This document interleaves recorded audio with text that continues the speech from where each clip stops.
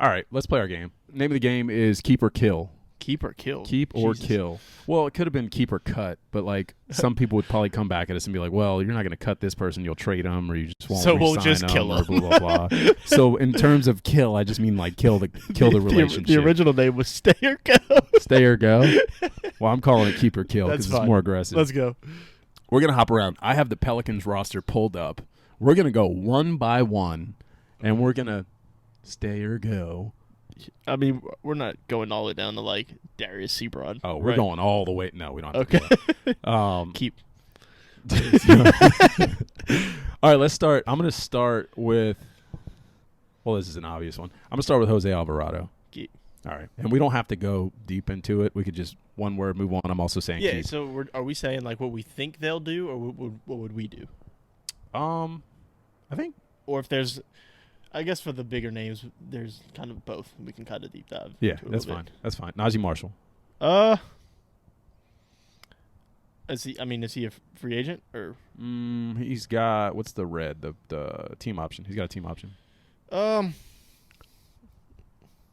I'd keep him. I can't imagine it costs much to keep him. Nah. I feel like there's a role for him on the team. He's a serviceable bench player that, I mean, you probably don't want to get too many minutes, but if you have to, you can trust him for a few games. We've seen that. Okay. Yeah.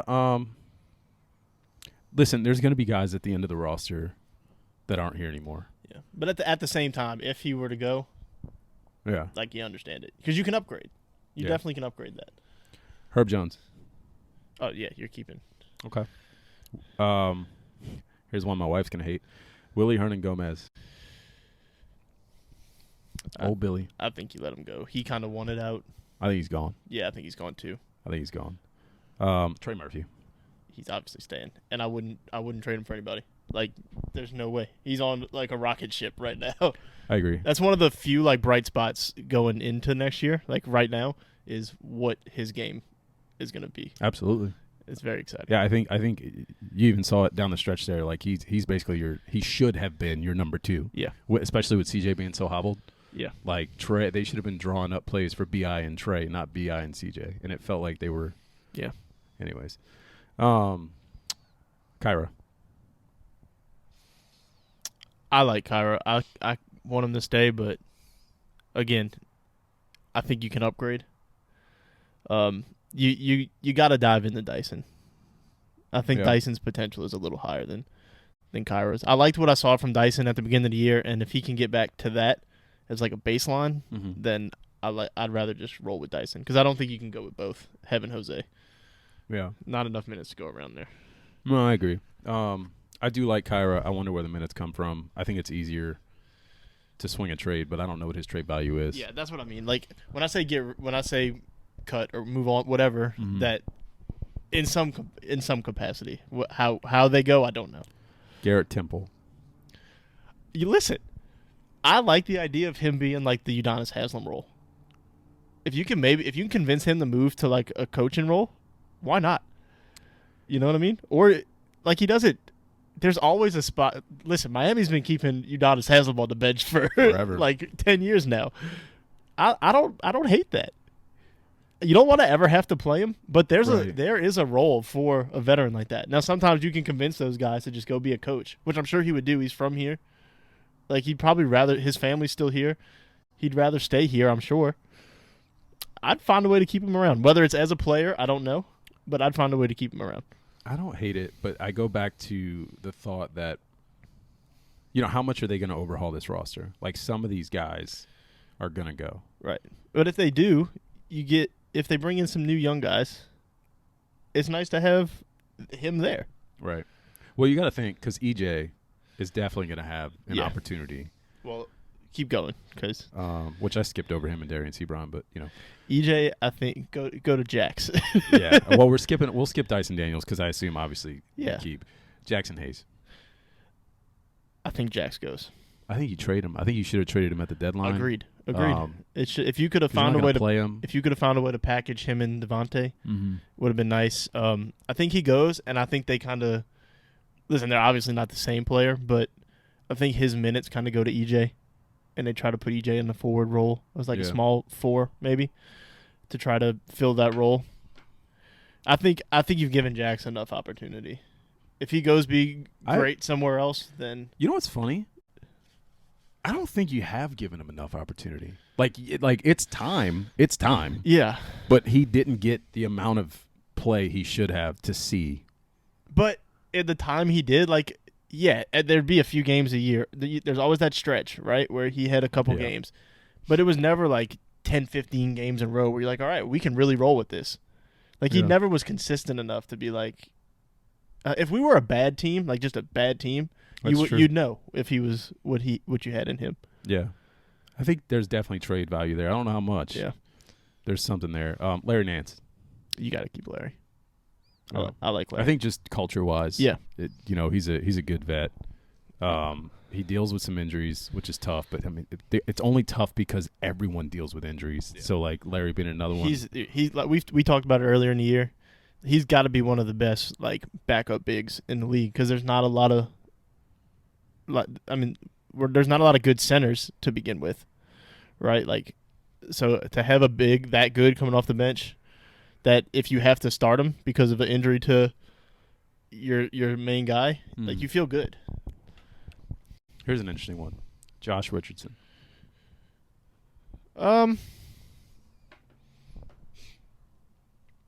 See, this is so tough because it's like, what are your other options? Like you don't know until you know. Right. As right now, I like Josh Richardson. Like, I look at there's no way he costs a lot of money. 12 mil. He's making 12 mil right now. He ain't gonna make 12 mil again. I was gonna say he's a free agent.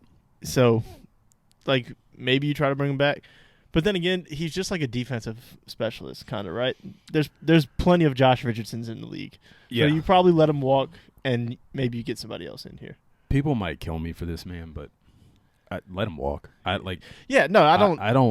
didn't see anything out of Josh Richardson that told me, oh, we need him. If anything, I saw the opposite.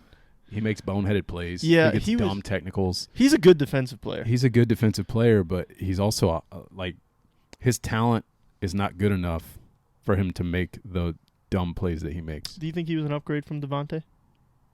I think for what this team needed, yeah. I agree. Yeah, I do. I don't hate that trade. Yeah, that trade. I mean, you didn't give up anything. Right. Zion. I'm keeping him, man. Yeah, I don't think that's not even a question for me. It would. I mean, listen. In order for me to eventually get over that move, it would have to be a haul. I mean, a haul. You know what I mean? Yeah. I mean, I don't even know what the haul would be there. Like, right. You were talking about a Godfather offer, and I was trying in my head to think. Yeah, I don't know what you would. The only thing that came to mind, and this would never happen, is if Luka is that disgruntled in Dallas, and it's like, hey, let's just swap these stars. And that's like, I don't see how that would even happen because I don't think Dallas would ever do that. I was just about to ask you, at this point, do you think you can just give, like, you're going to have to give something with him? Yeah, right? That's what I'm saying, because he's, like, the potential versus the... Trying to think of other stars that could possibly be available to see how far down you'd be willing to go. It's like, obviously it's they're tough. So obviously they're not going to do it anymore, but Shea, that level of superstar. Because Shea's becoming a superstar. He is. He can't shoot worth a lick, though. But No. but he's so good at getting to the rim that it doesn't matter. Yeah, like, obviously they're not going to trade him anymore. Mm. But that was the thing. Mm. Dame. No. No? I mean, no, but, like, there's no... So that's I'm just, my thing. Like, I wouldn't trade him for any of It's- this, but I'm trying to think of the level of star that you could possibly get in return. It's hard because it's so boom or bust with him. Like, if he's healthy, he is one of the best players in the league. And I'm not ready to give up on that. Yeah. Like, I will literally ride that. just think back to the beginning of the year. It was him or BI in Kevin Durant talks. Kevin Durant. Like, Here's the thing, and BI fans may hate me for this because BI clearly had a great run, and he's a great player. There's a clear difference between Zion and BI. Zion is a superstar. He's a megastar. Yeah. When healthy, which is, and everybody, I saw y'all commenting. I stopped commenting on the post I made because it got shared and people, like haters, started hitting it hard about Zion. Like, you're going to be waiting forever. You're going to die before that happens. Politics will get better before that happens. Like, all these dumb answers. Yep, and I'm still going to wait. And I'm just like, okay, cool. Like, I don't know what any of you think is going to change about what I said. And I think we both understand that maybe that's a little irrational. It is. But man, listen, especially if he if he wants to be here, like, you can't give up on that man. That definitely changes if he comes out and says he doesn't want to be here, or if things get really bad and maybe he doesn't come out and say it, but like it's happening behind the scenes. Like, yeah, this team has had 3 of those guys, right? Mm-hmm. We had CP, Mm-hmm. we had AD. For all we shit on AD, like, he was a guy, you know. He's not Zion, No, but we've lucked into 3 of those guys. right? The chances of finding a 4th are Absurd. like, even if you are so bad that you get one of those top picks, like, that doesn't come around often. Yeah. No, a guy like Zion does not come around. Like, this might be homerism, but fully healthy, like a fully healthy season of Zion, you're talking like LeBron level of greatness. Like, all his numbers back it up, and he's only however old he is. Right. Like, you're talking that much of a difference maker. Yeah. And you can't give up on that, to Yeah. me. No, I agree. I 100% agree. I wish I disagreed because then we would have a better conversation here. I could play devil's advocate, but I'd be lying. Let's go. The next one, I'm going to skip one, and then we'll talk about 2 that are probably going to be the ones that are discussed the most this offseason. Brandon Ingram. See, for me, I agree with you that he's not. He part-time superstar is such a good thing. If Brandon Ingram is what he alluded to the second half of the season that he thought he got a lot better facilitating. Oh, he if did. that becomes his game all the time, that's a different level of player. It was amazing. Right. That's superstar. That last Yeah. month of the season is superstar. I still want to see. I want to see it over a stretch of time. I want to over see a full season. I think it like. I want to see impactful plays on defense from him. Yeah. And I'm nitpicking now. When the team Zion's the same way, right? But when the team was rolling in December, everybody was making defensive plays. Yeah. It's just, I guess it's just when the team is humming, and like vibes are high, Right. like guys are putting in more effort. It's just human nature, right? And I've heard things about how like Jason Kidd would talk to Luka and be like you don't need to be a great defender. I just need you to get in somebody's way. Right. Like, that's all we need from all of them, right? But no, I'm with you. That's definitely like the next level of his game is becoming a good defensive player. Like, it's kind of the Kevin Durant thing where you're so tall, like you should just be able to impact. That's the thing, right? and that's why I chose that word, impactful defensive plays. Right. I don't care if he's a good defender. I don't need him to be. He's never going to be a everyday lockdown good defender. That's not what I'm asking for. I'm talking about in big games, in big moments, understanding the situation and playing some fucking defense. Yeah. So the same conversation we just had about Zion, are there superstars you're trading BI for? I don't know. I think something would have to be presented. It's tough. I'm a homer because with because Luka is the next superstar likely moved. You doing BI for Luka? That's tough. You know how I feel about Luka. People will kill me because I love Luka. I really, really do. I think you go back to the conversation you had with Kevin Durant, right? When given the opportunity, you always pair a superstar with a superstar. It doesn't matter. Is Brandon Ingram a superstar? That's how the conversation came into play. And I said, I don't think he's as big of a star as Kevin Durant. He's not as big of a star as Luka. But do the play styles mesh? That's where it gets tricky because Luka is a tough. And I almost tweeted this out the other day, but I didn't know how to word it without going through like a thread. You know, right? Luka is such an interesting player because he needs that usage rate, or at least that's what we've seen so far, right? And granted, he hasn't had the greatest level of talent around him, and they've needed that.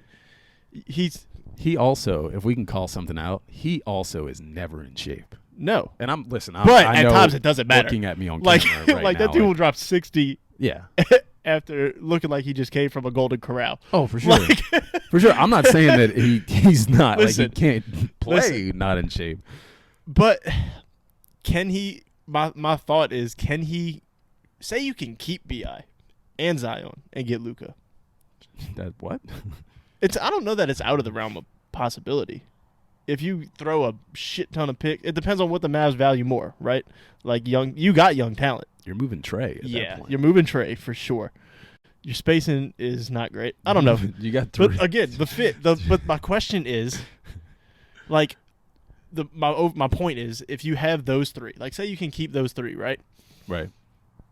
Is he willing to take, like, because his usage rate is going down, like down. Mm-hmm. Is he cool with that? Like, you don't know. Yeah. Is his usage rate going down though? You think? You think if they're all healthy, you think Zion's playing second fiddle to anybody? To Luka, yes. I think Zion's playing off ball. Well, you don't think point Zion works? Like there's some does. interesting. I think he does, but I think that I think that it would. That's how I would be honest. play it. Because you're not going to stick Luka in a corner. You want Luka. Like, you want Luka on your team, but it's such a terrible fit. It's a terrible fit. But you would rather. So here's how I look at it, right? And now we're getting in the weeds. It's not the KD thing where KD is plug and play. We got two more players to talk about, but when I look at that, if for whatever reason you had Luka and Zion on the same team, which is wild to think of, you want Zion coming downhill off ball more than you want Luka coming downhill off ball, if that makes sense. This is a weird thing to say. It is the same style of play as CJ. Luka is the same style of play, that ISO ball, but on an elite level. It's the same style of play. Yeah. He can shoot free throws. One can't. But and he's a better passer. Like, he does things better than CJ. Like, it's not anywhere close to the same level. But you get what I'm trying to say. Yeah. You'd be subbing CJ out with a more elite version of CJ. So does that work? Do those three work? We don't know. True. They were the one seed? No, they were. And the offense was rolling. It was. It was those. They had great. I think they had a like 126 offensive rating, like 106 defensive rating, or something like that. Whatever you want to. And the thing with having the three bigs isn't necessarily the three of them on the floor at all times, right? It's the ability to be able to stagger them and have, at the very least, one of them at all times, but more than likely two of them at a time. So really, two of them need to work. Yeah. Because you're probably going to have two of them on the floor more often together than you're going to have all three of them on the floor. Like, opening and closing minutes, you're going to have all three. But throughout the game, you're going to mix and match. Yeah. So as long as two of them can work. It's going to take a lot of offensive creativity, which is a whole nother conversation that we don't have time for right now when it comes to the coaching staff and getting creative with drawing up plays for your best scorers and making it work. I don't want to have to be the guy to do it. You can probably do it. But I mean, it's a pipe dream anyway. Like, listen, I've made it clear I don't love Luka's game, but at the same time, yes, I love. For sure, I want him on my team. It's fucking Luka Doncic. If you say no, I'm gonna look at you crazy. Yeah, no, you always want him, but I don't love his game. All right, we got two more to talk about, and we got stuck up on one I didn't think we were gonna. Who were you even asking me about? Brandon Ingram, and then we went down a rabbit hole. Yeah. I thought it was just gonna be a yes and move the fuck on. Well, it is a yes. To be clear, it is a yes. Yeah, you keep them. Not even a question. That is a question to some. Yeah, well, that's fair. I mean, it depends on we're moving past it. Do you want to do CJ or Jonas first? I think there's a conversation for both. You choose. All right, let's do CJ. I'll be honest. I think if you can, and listen, you preface this by saying I love CJ for everything he did for the team to now, and I mean, I've made it clear since yesterday how I felt about how he played yesterday and throughout the season. I'm glad he toughed it out, all of that. But if you can I think that contract ages poorly. I think his game ages poorly. So if you can get off that contract to upgrade, like a clear upgrade, I do it.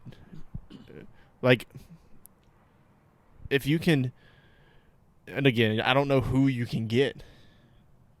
You package CJ. CJ gets packaged with somebody if you're actually going to move him. Yeah, for like a superstar. That's what I'm thinking. Like, if it's, and it's all pipe dreams, but like if it's Dame, like I'm packaging. How crazy would that be for CJ to get traded back to Portland for Dame? But leave Dame alone. By the way, Dame does not want to be traded, guys. Listen, I don't know. Him and Bradley Beal are just going to wallow in their fucking misery for years. You know what? Maybe it's not misery. That's a good player. That's a good player to throw in. He's not getting traded either. Right, but no, on that level. Yeah, that's fair.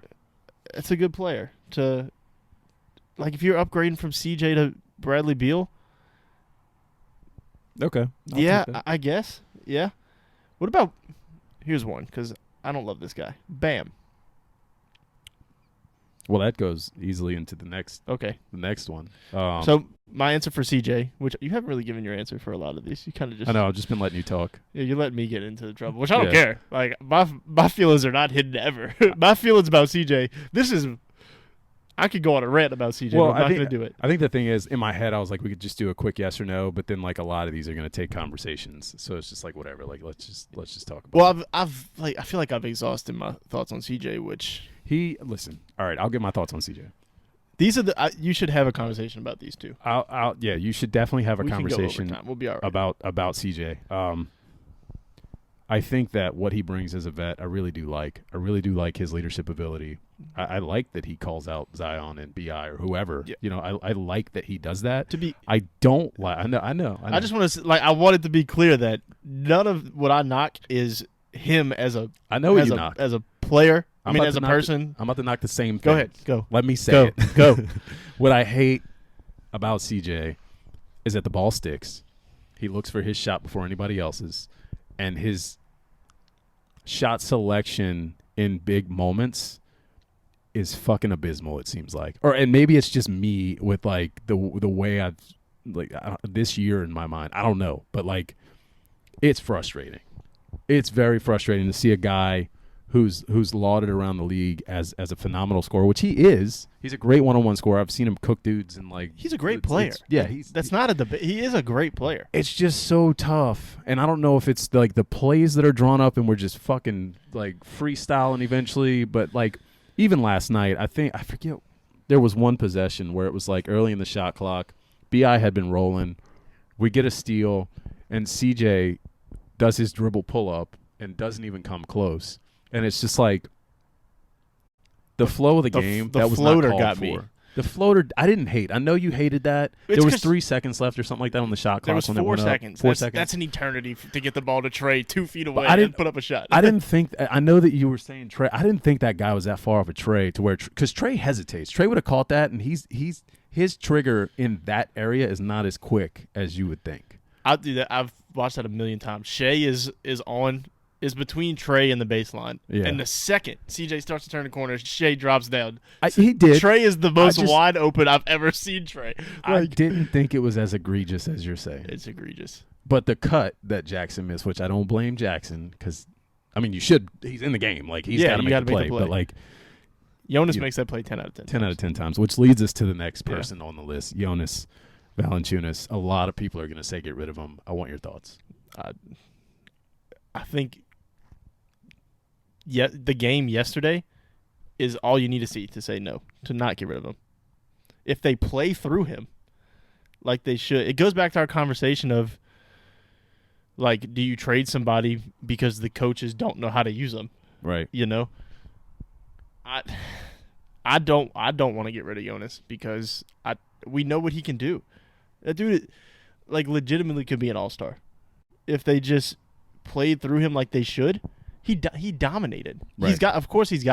He's a liability on defense. Mm-hmm.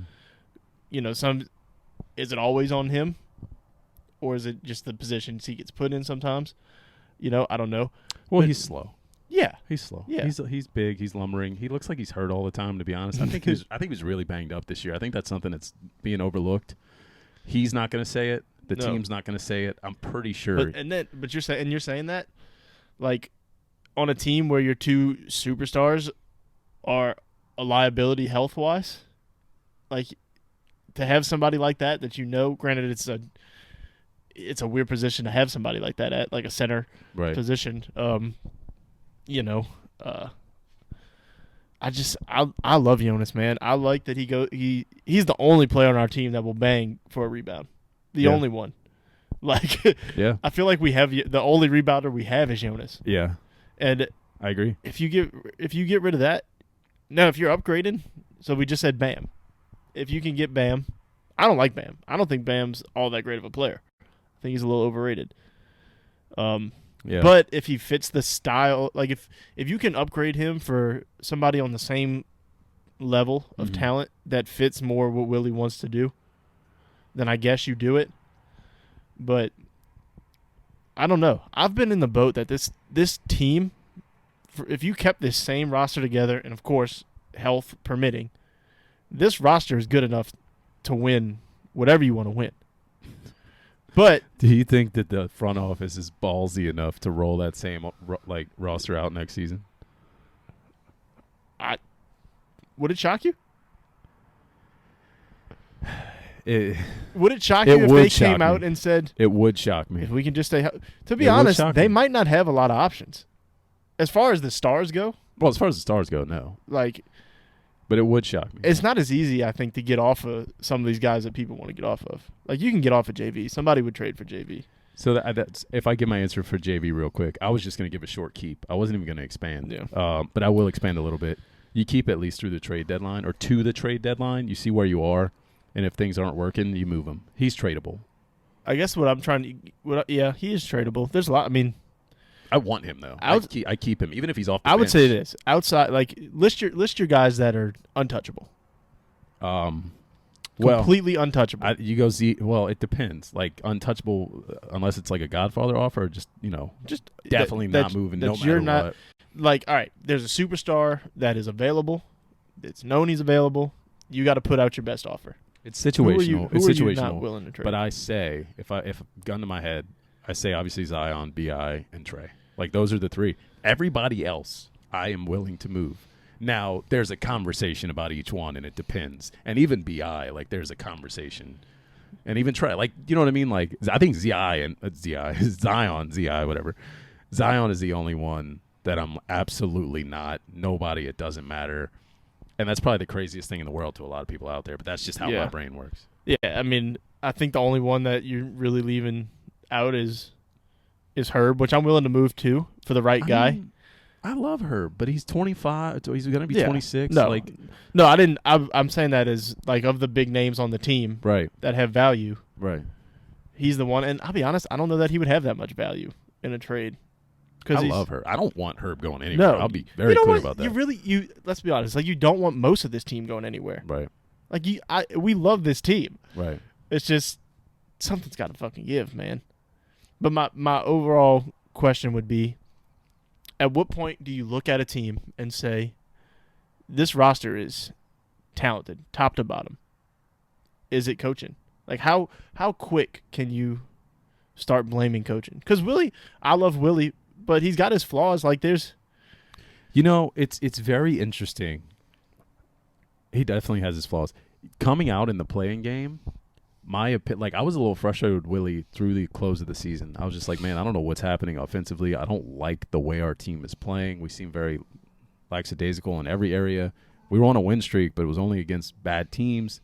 The play-in game, those guys looked ready to play. They had a good game plan. Now, it kind of fell apart. There were adjustments made on the other end, and it was a good game throughout, and we just didn't fucking win. It is what it is. Like, I think he needs some assistant coaches. I was going to say, some better assistant coaches. I am not ready by any means to give up on Willie. I agree. At all. Like, I don't know how else to say that, but I do think that there is something to, listen. There's a window, right? Like, there's a window for your team. Right. And yeah, you give. He's a first-time head coach. You give him. He's gotten better every year. He's gotten better every year. You the team has record-wise gotten better every year, and he's done it going through. Like his worst stretch was when the team was just in complete disarray. Yeah. Right. Yeah. And you can say a good coach makes a team like that look competent, I guess. Because we just talked about how they looked like they didn't know what they were doing. When the Warriors didn't have Steph and they didn't if you look at these teams that don't have their star players, they don't win games. It just is what it is. Right, but like we just said, it's not even necessarily about the record, right? Right. They looked unprepared some nights against bad teams. And if we're in a position where you win one of those games, you're not even playing last night. I think right? This is me playing devil's advocate a little bit. Right? No, and if I could go against it, I think that the thing I look at there when we're talking about coaching, at what point do you look at the coaching? The players make some dumb mistakes. You can't coach some of this stuff out of these guys. It's at the end of the day, guys are just I don't know. I don't know. I don't want to dog anybody right now. But right, the play was there for Jax to make the pass under the basket. It's not made. Okay. whether you agree or not, the play's there for CJ to make, maybe, instead of doing a stupid floater. Yeah. Even the last play, like, they're not going to make that long shot more than likely to tie the game up where they just throw the inbound pass out of bounds. Like, it's how much is it on coaching that we can't inbound a ball?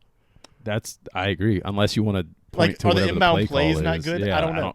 Like, it's just, it's different things. You go back to the Lakers game we lost when Matt Ryan hit the three in the corner. Like, that's not coaching. Trey, he's a young player, but you're told where to go. If you don't do it, like, that's on you. But at the same time, your team has a window, right? Before you got to start paying all these guys, and you're not going to keep them anyway. Right. It's got to – I think he gets next year for sure. For me, unless the first half of the season – unless the wheels come off. Right. Like, it's got to be rough. He gets next year, and if he doesn't get something done next year, like some playoff progress, I mean, unless I'm fully healthy is what I'm talking about for the majority of the season, then he gets kind of like that Mark Jackson treatment to me, where you just try to upgrade and see if somebody else can, like, he built the foundation and see if somebody else can get you over the hump. Because that's a thing sometimes, right? Right. Like, I don't know, but I'm still all in on Willie. We went through every player. We had to go through the coach. We had to go through the coaches too. You're right. Oh well, there's more coaches, but yeah, I don't know. I think he needs. We need like some good offensive. I don't know what he needs to just go somewhere, because what was he here for? No, I don't think you heard the I didn't hear anything conversation about him, with Larry when Larry joined the Spaces a while back, but it came up in the Spaces. They kind of asked, like, what is D'Antoni's relationship? What is he doing? And Larry was just kind of like, I don't know. He's like now I'm not a coach. I don't know the relationships they have. He's like, I can tell you he's not front and center. Like, he's not around the team. He's not around the players. He's not telling the players things to do. Now, if he's telling the coaches things to do, I don't know. He was like, but honestly, like, we don't see him. We don't. Like, I took it as, like, he's not connected. He's not really doing anything. Like, you look at all these. Like, you look at the Warriors, the Bucks, the Suns. Like, all their assistant coaches get poached at the end of the year for a reason, right? And they're always consistently good teams. We don't have that right now. And you want to that's what you try to build. Like, you got your guy. Whether it's him, I don't know who's hiring. Whether he had all the decisions on the staff or whether that's Griff. Like, whatever needs to be done to get those guys in, like, to fill out the rest of it. The only other good coach we know we have is Fred Vinson. I think Teaspoon. Yeah, well, Teaspoon, of course. I'd try to keep. I couldn't even name the other coaches. That's the thing. Yeah, that's what I don't know.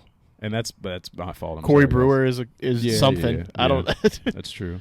I'm sure we're missing. There's a bunch. Names, there's a bunch. There's a bunch of other guys that we're not naming. But yeah, I don't know, man. Just to wrap it up, it's disappointing. At the end of the day, I didn't think we were going anywhere. I don't either. I really didn't. I know you were playing. I know you didn't either. You being your little positive. I didn't think we were going anywhere. But you had to be positive, Patty. I get it. But there was the point in that one podcast where I was like, listen, and I was like, I won't say this. I think I said I'll never say this again, and here I am saying it again. I didn't think that team was good. I didn't think we were going very far. I mean, I didn't think we were getting through last night. I really didn't. It just I thought we had a chance, and there's something to, like, we joke like the vibes were off. There's something to that. Like, just all the negative stuff about Zion, and just I don't know. It just felt like things were about to crash and burn. Yeah. And well, we got our frustrations out. So if you made it this far, Jesus Christ. But I appreciate y'all. And that's really all I have to say about that. Yeah. In my best it was a good Forrest Gump interpretation. Or, whatever. I can't even talk. I don't like that we ended like that. That makes me sad. Which is crazy. Because, like, I don't even – like, I love the Pels. I'm a diehard Pels fan. But, like, basketball is not anywhere near my favorite sport. So, like, it doesn't hurt me like a Saints loss does at the end of the season. But it still sucks. It sucks. There was so much promise. It sucked. The Pels are by far my favorite professional team. So I hope that whatever happens in the offseason – to wrap this up, to end it completely. Yeah, you're talking still. I'm sorry. I'm trying to get I want to say this. Like, shout out to – this team was terrible at the end of the year, and they were still packing the arena. Yeah. I hope that no matter what, that continues. Yeah. Right? Like, I hope the city still buys into this no matter what. Like, I just want that fan base to be established, and we'll be good. Like, keep this culture around. I think it will. I think you'll see it. You know, unless the team is just abysmal, like people are going to be packing the place out. Yeah. You know, the days of my $250 courtside seats are long gone, and I'm so disappointed. But it's fine. It's the right thing. You're up in the rafters with the rest of us. That's not true. I still. I saw Rel talking about it. You're up there freezing your ass off under these vents with the rest of us. Nope. Anyway, man. I'll spend my $100 and something to sit down there in the lower bowl. It's fine. It's totally fine. All right, that's it. Close it out. You know, shout out to all the people who cover the team too, because it's been a logical way. I don't want to shout out the ones that do it for clicks. Shout out to all the other ones. That's fair.